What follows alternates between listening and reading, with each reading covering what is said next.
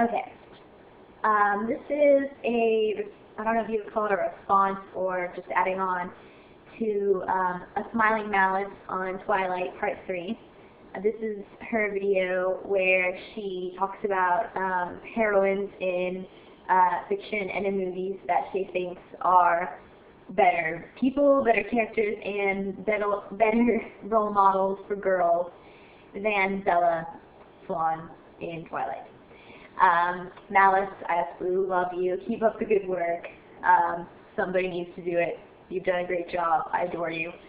I wanted to add on a couple of other characters that I think are much better role models. I mean, really, you can name pretty much any character in fiction, and they're pretty much going to be better than Bella anyway, because Bella is just absolutely the worst, pretty much the worst role model that I can think of in fiction for a young girl to be reading and thinking that this is how she should act. She's completely dependent upon everyone else.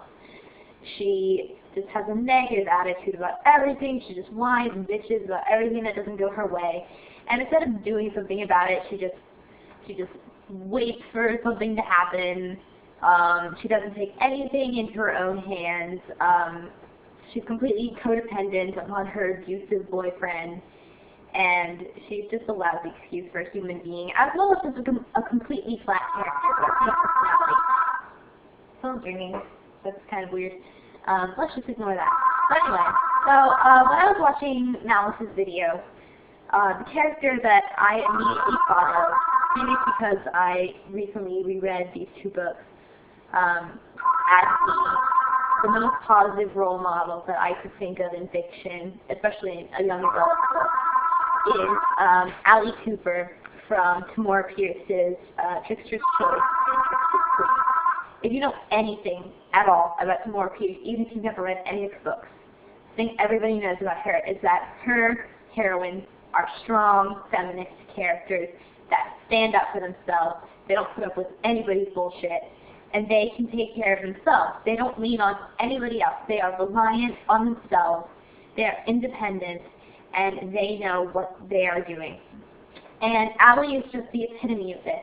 And I'm really surprised that even among Tamora Pierce fans, not a lot of people seem to have read this book. Because these were the first two books that I ever read by Tamora Pierce, and everyone's always so obsessed with the Alana books. So I read the Wild Mage series, and I wasn't too thrilled about those. But then I read the first book of Alana, and you know, I was not pleased with the writing in that book, but it's excusable because she wrote the Alana books like back in the 80s, and then the Trickster books were written in the 2000s, so obviously her writing's improved. But anyway, that's not what this is about. Anyway, so Aly as a character, she is she's a definition of an independent and self-reliant girl. She is not dependent on anybody. She actually leaves home by herself in the first book because she wants to make something of herself. And there end up being kind of negative consequences at first because she gets captured by pirates and they try to sell her as a slave and all this stuff. And she ends up being the chosen one of this god, and she has to go to this foreign country and get involved in this rebellion, and she becomes their spy master, but that's completely beside the point. But anyway, so she relies on her intellect and her cleverness. She does not subordinate herself to anyone. She views everyone around her as her equal, which is obviously not something that Bella does.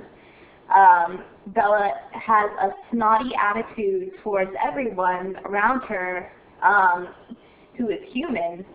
Her friends at school, when she first gets to school, everyone's trying to be nice to her, and she just has this condescending attitude and makes these snarky comments in her head that just sicken me.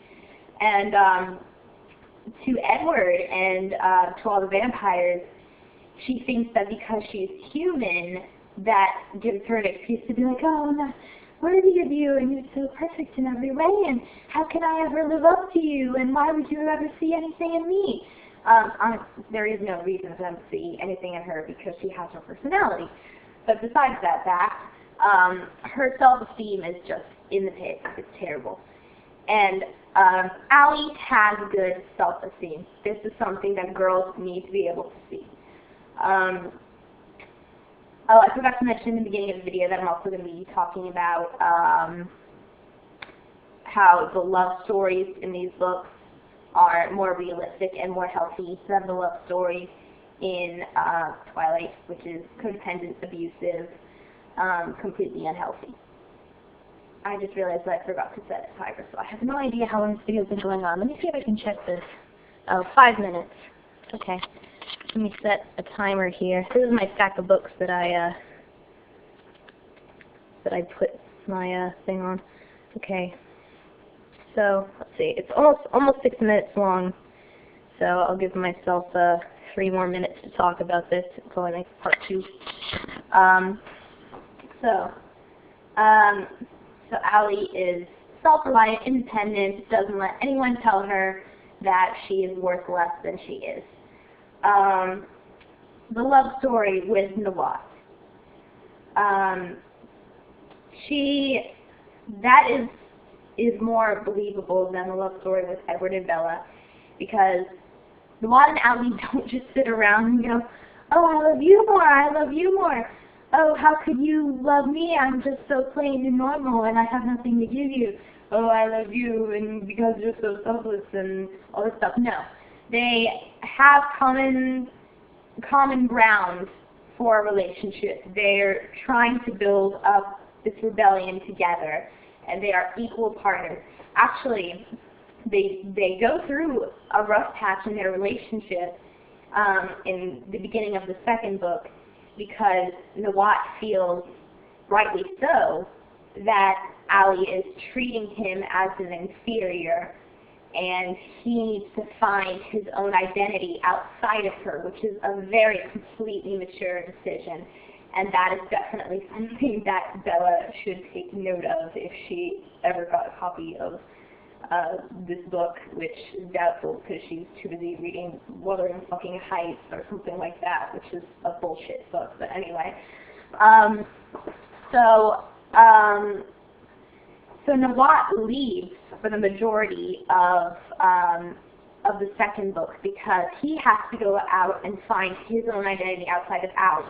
And during that time, Aly has to come to terms with the fact that she was treating Nawat wrongly, and that Nawat has to be able to have some sort of identity outside of herself, and they both mature while the other one is away. What does Bella do while Edward's gone? She turns into a fucking zombie. She starts hearing voices in her head, which you think is some sort of like really cool supernatural connection while you're reading, and then it turns out that she's just batshit insane, and she's hearing voices in her head. This is unhealthy.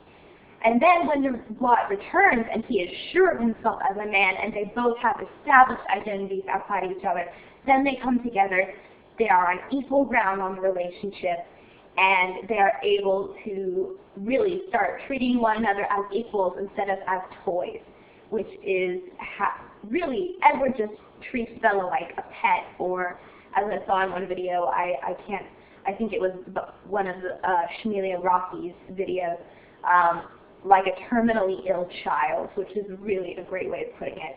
I think that's all I'm going to say about those two. I absolutely love these books. Pretty much all of the women in any Tamora Pierce book, and especially in these 2 books, are extremely strong, extremely good role models.